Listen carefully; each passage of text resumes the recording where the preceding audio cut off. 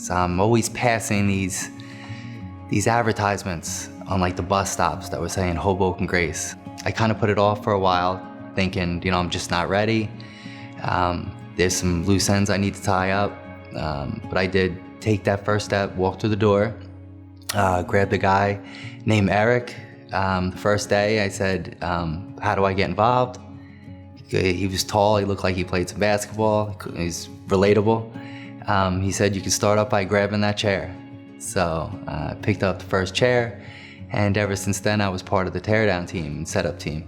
From there I transitioned into my baptism, which I felt like was a very important step to take. I was ready to make a full commitment.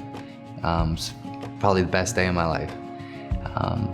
I remember coming up, and I definitely felt like I buried the old me, and the new me was reborn.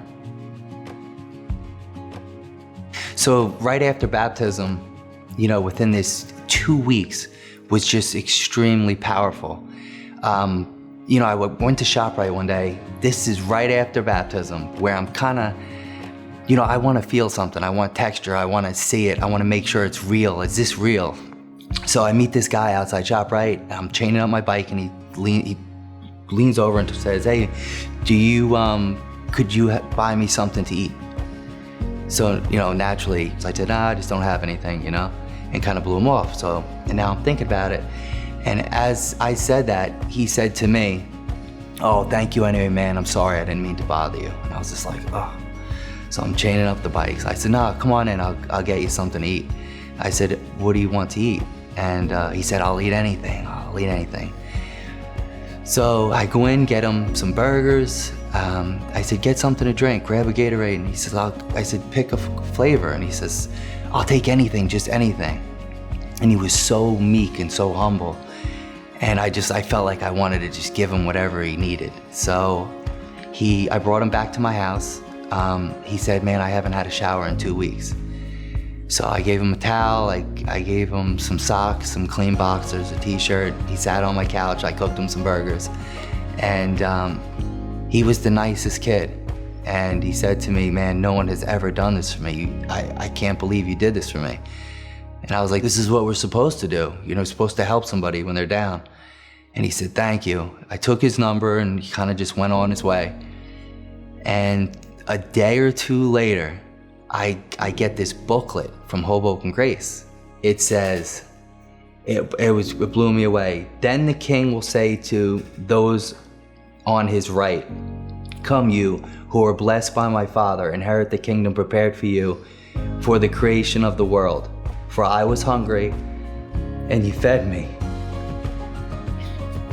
I was thirsty, and you gave me a drink.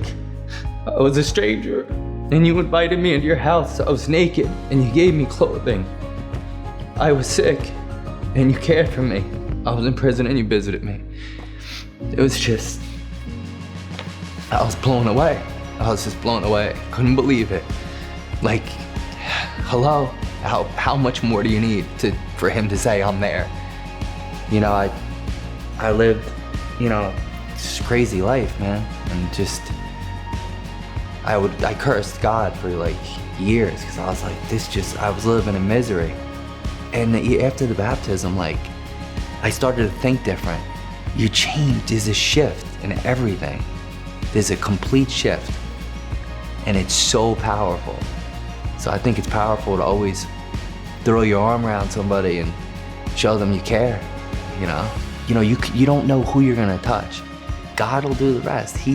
He'll carry the bricks. Dude, I'm stress-free. I don't have any bricks anymore. I believe, I have a 100% faith that whatever I'm gonna go through, he's gonna take care of.